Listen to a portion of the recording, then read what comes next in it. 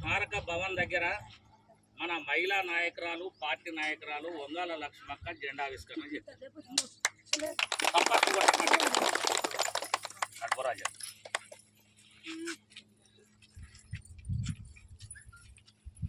జెండా ఏరేసిన చప్పట్లు కొట్టద్దా? చప్పట్లు కొట్టకండి.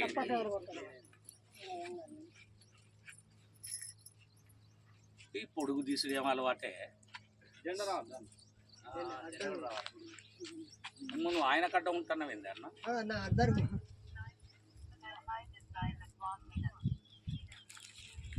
సరే అడ్డం తీయకురా తమ్ముడు అని దండం ఇట్లనే ఉంచుగా నిలువ పెట్టకు.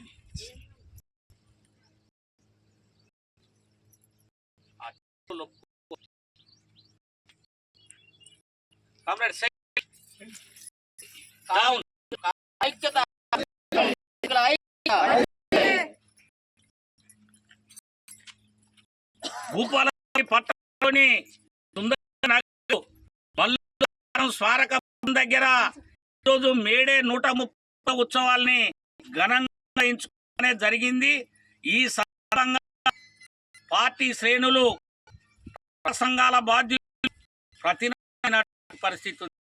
దేశంలో ఈ సర్కారును ఓడిద్దాం, కూటమి అభ్యర్థులను గెలిపించాలని ఈ సందర్భంగా ప్రతిజ్ఞిస్తా ఉన్నాం.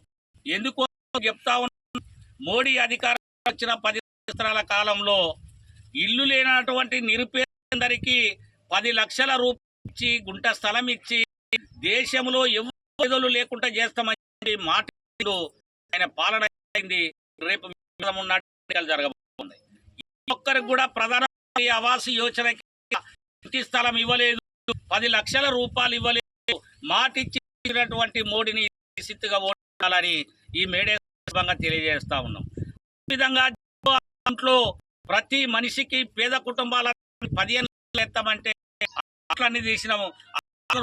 కోట్ల రూపాయలలో పోయిన 10 పిల్లలు కూడా ఈ రోజు పరిస్థితి ఉంది.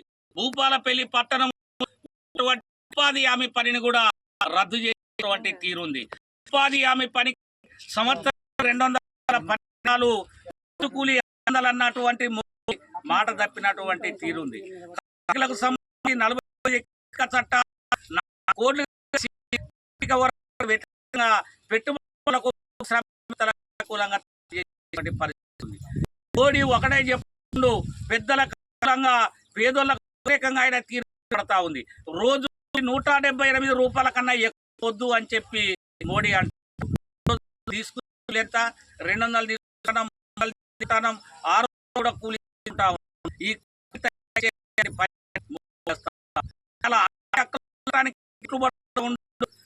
రైతులకి పట్టాలి అన్యాయం చేసే తీరు కనపడతా ఉంది. ఉప్పు రేటు, ఉల్లిగడ్డ, పెట్రోల్, డీజిల్, గ్యాస్ ఈ రేట్లన్నీ విపరీతంగా పెట్టి ఇవాళ పెద్ద మాత్రం చెప్పాలంటే మోడీ ఈ శవపేటి జిఎస్టీ చేసి ప్రజల ప్రాణాలు తీస్తున్నారు. కానీ పెట్టుబడులకు వాళ్ళ దగ్గర నుంచి జిఎస్టీ 3-4% కూడా వసూలు చేయటం లేదు. దేశానికి 85% పేద బలైన వర్గం మధ్యతరగతి నుంచి వస్తున్నాయి తప్ప సమర్థుల నుంచి వచ్చే పరిస్థితి. మోడీ వ్యతిరేకి, వ్యతిరేకి, కార్మిక వ్యతిరేకి, మేమున్న జరిగే అటువంటి ఎన్నికల్లో మేము అనుకుంటా ఉన్నాం. అటువంటి యమలోకం మోడీని యమలోకం పంపిస్తాడు. అక్కడ చిత్రకూటుడు ఉంటాడు, యమధర్మరాజు ఉంటాడు. ఈ ఓటు అనే ఆయుధం మోడీని యమానికి పంపిస్తామని ఈ సందర్భంగా అంతా ప్రతినిత్యం వచ్చే కూటమి అభ్యర్థులను వర్గం వరంగల్ పార్లమెంటరీ నియోజకవర్గం నుంచి పోటీ చేసేటువంటి డాక్టర్ కడియం కావ్య గుర్తుకు ఓటు గెలిపించాలని, అదేవిధంగా పెద్ద నియోజకవర్గం పోటీ చేసేటువంటి కాంగ్రెస్ ఇండియా వంశీని చేతి గుర్తుకు ఓటేసి గెలిపించాలని చెప్పి విద్యావంతులు మోడీకి వస్తుంది, రాజ్యాంగం వస్తుంది. మోడీని యమలోకానికి పంపే ఓటు ఏ దేవుడికి ఓటే ఇండియా కూటమి గెలిపించాలని చెప్పి ఇదే సందర్భంగా ప్రజలందరికీ పిలుపు. వర్ధిల్లాలి.